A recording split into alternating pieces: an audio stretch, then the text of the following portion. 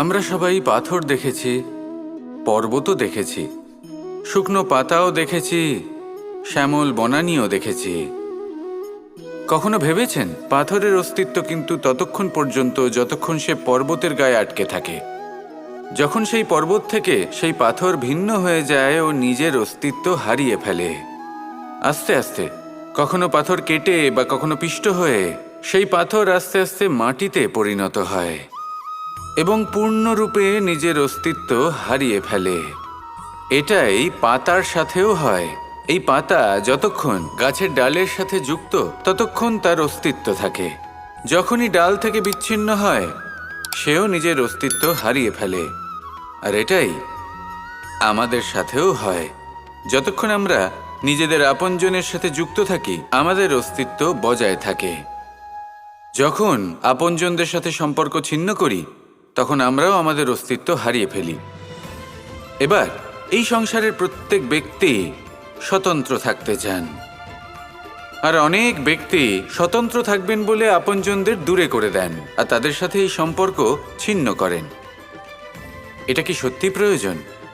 আপনজনদের সাথে সম্পর্ক ছিন্ন করে নিজের অস্তিত্ব হারিয়ে ফেলা প্রয়োজনীয়, নাকি আপনজনদের সাথে সম্পর্ক বজায় রেখে নিজেদের স্বতন্ত্র করে রাখা সেটা আবশ্যক? নির্বাচন আপনারই। আসুন আমার সাথে ভালোবেসে বলুন, রাধা রাধা। আমরা যখনই কোনো গাছের চারা রোপণ করি তখন সবার আগে পরীক্ষা করে দেখি যে যেখানে আমরা চারা রোপণ করতে চলেছি সেখানকার মাটি আদৌ উর্বর কি না, সেই মাটি সেই চারাকে বাড়তে সাহায্য করবে কিনা। যখন একটা চারা রোপণের আগে আমরা এত কিছু ভাবতে পারি, তাহলে কাউকে বিশ্বাস করার আগে আমরা কেন ভাবি না? জীবনে কখনো এই বিশ্বাসরূপী চারা কোথাও রোপণ করার আগে বোঝার চেষ্টা করুন যে যার ওপর আপনি বিশ্বাস করতে চলেছেন সে কি আদৌ আপনার বিশ্বাসের যোগ্য কি না। ভেবে দেখুন সেই ব্যক্তি ভবিষ্যতে গিয়ে আপনার বিশ্বাস ভাঙতে পারে কি না। এটাও ভেবে দেখুন যে যাকে আপনি বিশ্বাস করতে চলেছেন তাকে আপনি বিশ্বাস করলে নিজের জীবনের উদ্দেশ্যে আপনি অগ্রসর হতে পারবেন কি না। আর তার জন্য প্রয়োজন সঠিক সিদ্ধান্ত, পরখ করা, কোনটা উচিত কোনটা অনুচিত সেটা বোঝা। আর তাতে কিন্তু আপনি সন্দেহবাতিক হবেন না, তাতে আপনি আরও নিপুণ হয়ে উঠবেন। তাই যদি আপনি নিপুণ হয়ে উঠতে চান তাহলে বোঝার চেষ্টা করুন, পরখ করে দেখুন, কোনটা উচিত কোনটা অনুচিত বুঝুন। আর বিশ্বাস তখনই করুন যখন আপনি 100% নিশ্চিত হবেন যে সে বিশ্বাসের যোগ্য। আসুন আমার সাথে ভালোবেসে বলুন, রাধা রাধা। এই সংসারে ভৌতিক বস্তুরও নিয়তি আছে।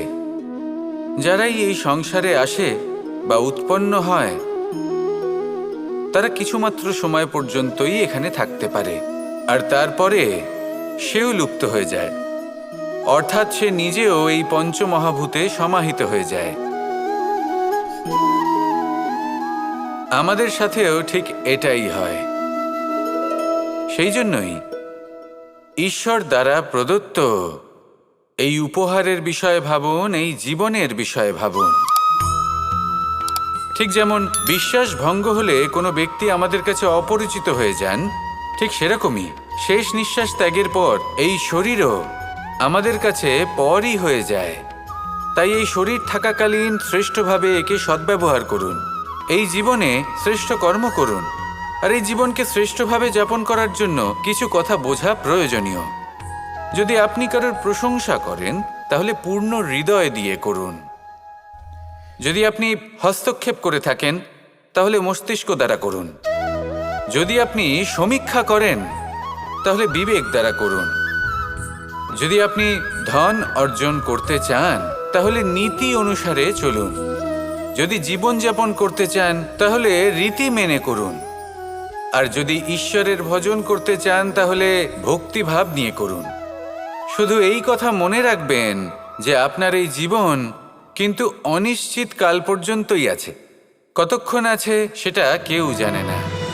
তাই কিছু মুহূর্ত যেটা যাপন করতে আমরা এখানে এসেছি সেখানে ক্রোধ, অহংকার, ঈর্ষা, এইসব আবেগের কি গুরুত্ব বলুন তো? এগুলো ত্যাগ করুন। মানুষকে ক্ষমা করতে শিখুন। আস্তে আস্তে বিশ্বাস করতে শিখুন। এই সংসারে নিঃস্বার্থভাবে প্রেম করতে শিখুন আর সবার মধ্যে আনন্দ বিতরণ করুন। তাই এই সব গুণ যদি আপনি আত্মসাৎ করতে পারেন, তাহলে আপনার জীবনে শুধু আনন্দ এবং আনন্দই বিরাজমান হবে। আসুন আমার সাথে ভালোবেসে বলুন, রাধা রাধা। মানুষের আরও একটি শত্রু হলো অহংকার। যদি আপনি এমন কোনো বস্তু অর্জন করেন যা মূল্যবান, বা এমন কোনো সাফল্য যা হয়তো অনেক মানুষ লাভ করতে পারেননি, তা নিয়ে যদি আপনার অন্তরে অহংবোধ জন্ম নেয়, তাহলে এই অহংকার আপনার শত্রু নাকি মিত্র, তা নির্ভর করছে আপনার বিবেকের ওপর। এবার ধরুন আপনি অত্যন্ত শক্তিশালী ব্যক্তি আর আপনি অহংকারী হয়ে গেলেন, আর আপনি যদি তখন বিবেকবোধ প্রয়োগ না করেন আর সেই শক্তির অপব্যবহার করে অনুচিত কর্ম করতে থাকেন, তাহলে আপনার সাথেও সেটাই হবে যা মামাশ্রী কংসের সাথে হয়েছিল। কিন্তু যদি আপনি অহংকার করেন নিজের ভালোবাসা নিয়ে, নিজের সমর্পণ নিয়ে, যে যাদের আমি ভালোবাসি তাদের জন্য আমি নিজের যা কিছুই আছে সব কিছু সমর্পণ করে দেব, তাহলে আপনি দধিচির মতো মহান হয়ে উঠতে পারেন। তাহলে এই অহংকার, যা এই সমস্ত সংসারের গতিকে বাধা দেয়, তাকে নিজের বন্ধু করে তুলুন আর আমার সাথে ভালোবেসে বলুন, রাধা রাধা। মানুষ যখনই কোনো কাজ করেন তখন ওনার মনে একটা প্রশ্ন অবশ্যই আসে যে এই কাজের পরে লোকে নিন্দা করবে নাকি প্রশংসা করবে। এই বিষয়ে ভাবতে ভাবতে ওনারা এটা বুঝতে ভুলে যান যে নিন্দা এবং প্রশংসার বিষয় ভেবে ওনারা নিজেদের একাগ্রতা এবং সমর্পণ দুটোই হারিয়ে ফেলেন। নিন্দা হবে ভেবে ভয় পাওয়ার কি প্রয়োজন? নিন্দাতে অনুচিত কি আছে? উচিত দৃষ্টিভঙ্গি দিয়ে ভেবে দেখুন। নিন্দা এবং প্রশংসা এই দুটোই হলো অনিবার্য। নিন্দা যখনই হয় তখন যে যাই বলুক না কেন, আপনি একটা সুযোগ লাভ করেন, একটা সুযোগ নিজের ভুল বুঝতে পারার, সেটা শুধরে নিতে পারেন, নিজের পথ বদলে নিতে পারেন আর সাফল্যের পথে অগ্রসর হতে পারেন। একটা শিক্ষা পাওয়া যায় এই নিন্দা দ্বারা। আর যখন প্রশংসা লাভ হয় তখন আমাদের মন আনন্দে ভরে ওঠে। এই দুটোই অত্যন্ত প্রয়োজনীয়। সেই জন্য নিন্দা এবং প্রশংসার এই খেলায় জীবনের অঙ্কটা বদলে ফেলবেন না, সেটা অনুচিত হবে। কারণ জীবন না শুধু নিন্দার বিষয় আর না শুধু প্রশংসার, জীবন হলো আত্মিক সুখের বিষয়। যখন আপনি কোনো শ্রেষ্ঠ কাজ করেন, আপনার মন আপনাকে বলে দেবে যে আজ আপনি কোনো শুভ কাজ করেছেন। সেটাই হলো আত্মিক সুখ, এটাই হলো জীবন। তাই নিন্দার মাধ্যমে যে দুঃখ জীবনে আসে বা ফেলে আসা অতীতের জন্য আপনার জীবনে যে দুঃখ আসে, সেগুলো ভাবা বন্ধ করে দিন আর কর্ম করুন এই বর্তমানের জন্য, আগামী ভবিষ্যতের জন্য। আসুন আমার সাথে ভালোবেসে বলুন, রাধা রাধা।